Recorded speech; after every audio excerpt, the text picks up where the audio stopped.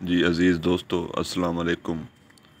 آج ہم انتظار حسین کے ایک اور یادگار افسانے وہ جو دیوار کو نہ چاٹ سکے اس افسانے پر آج ہم بات کریں گے۔ دوستو ویڈیو کو یہیں پہ لائک کر دیں اور چینل کو سبسکرائب کریں۔ انتظار حسین کے اکثر افسانے جو ہیں وہ تقسیم برصغیر کے حوالے سے جو ہیں خاصے معروف سمجھے جاتے ہیں، مگر ان کا یہ افسانہ وہ جو دیوار کو نہ چاٹ سکے یہ 1947 کی تقسیم کے بعد پاکستان جس طرح دو حصے ہوا اور ایک ملک کے کس طرح دو ٹکڑے ہوئے، اسی موضوع پر یہ افسانہ ہے، جو کہ ایک تمثیلی قسم کی کہانی ہے کہ 1947 کی تقسیم کے بعد جب مشرقی اور مغربی حصوں پر مشتمل پاکستان وجود میں آیا، جو اپنی ایک الگ شناخت رکھتا تھا، مگر بدقسمتی سے 1971 میں ان دونوں حصوں میں رہنے والے لوگوں میں نفاق یعنی نفرت پیدا ہو گئی اور یہ دونوں بھائی جو تھے وہ دشمن بن گئے۔ تو اس واقعے کے حوالے سے انتظار حسین نے ایک اساطیری قصہ یعنی کہ یاجوج ماجوج کا جو قصہ ہے اس کو بیان کر کے دراصل انہوں نے یہ مشرقی اور مغربی پاکستان کی علیحدگی کا ذکر کیا ہے۔ یاجوج ماجوج کی اساطیر کا سہارا لیا گیا ہے کہ یہ دونوں یعنی یاجوج ماجوج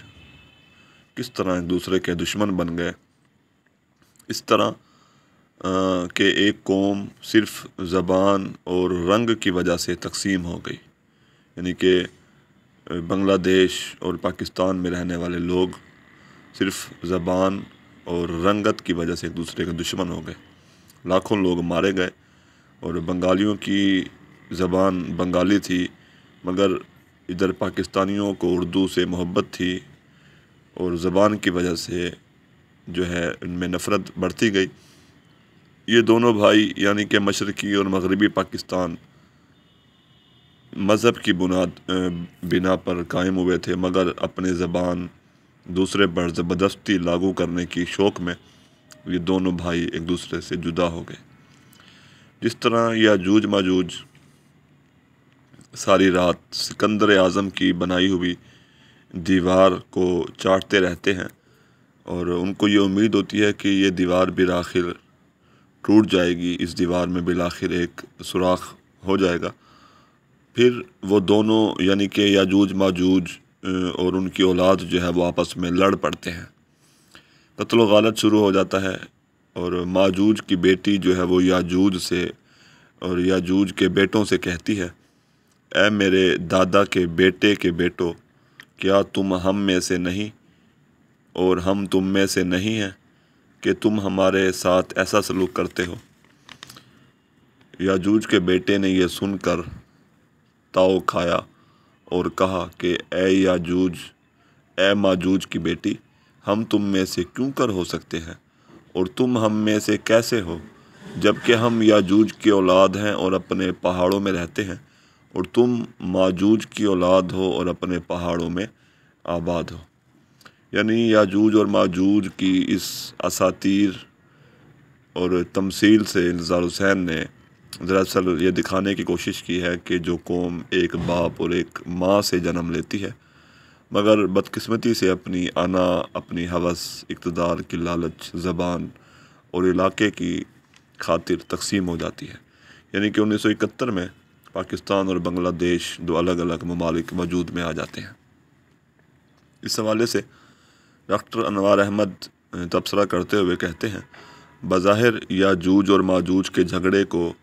اسطوری انداز میں پیش کیا گیا ہے، مگر کون ہے جو نہیں جانتا کہ کن بھائیوں کے جھگڑے نے صد سکندری کو بلند تر اور مضبوط تر کر دیا ہے۔ یاجوج ماجوج جب جنگ و جدل کے بعد اپنے بزرگوں کے پاس پہنچتے ہیں کہ انصاف کیا جائے، تو ایک بزرگ بڑا ہی بامعنی جواب دیتا ہے اور وہ کہتا ہے، ارے یاجوج ماجوج، تمہارا برا ہو کہ تم صد سکندری کو تو نہ چاٹ سکے مگر ایک دوسرے کو سچ مچ چاٹ رہے ہو۔ یاجوج ماجوج کو اگر ہم تمثیلی روپ میں دیکھیں تو یہ دراصل دو بھائی ہیں دو مختلف تہذیبیں ہیں، مختلف زبانیں ہیں، روایات ہیں، ملک اور قوم، یہ دو بھائی ہیں۔ صدر سکندری ان کے درمیان ان کی انا ہے، ان کی ہوس ہے، جو کہ ایک دیوار کی علامت کے طور پہ پیش کی گئی ہے۔ یہ انا مسلمانوں کو کبھی بھی ایک نہیں ہونے دیتی، اور یہ مسلمان اپنی روایت، اپنی شناخت اور زبان کی خاطر آپس میں لڑتے رہتے ہیں، جبکہ وہ یہ حقیقت بھول جاتے ہیں کہ ان کے باپ اور ان کی ماں یعنی آدم اور حوا ایک ہی ہیں۔ شکریہ۔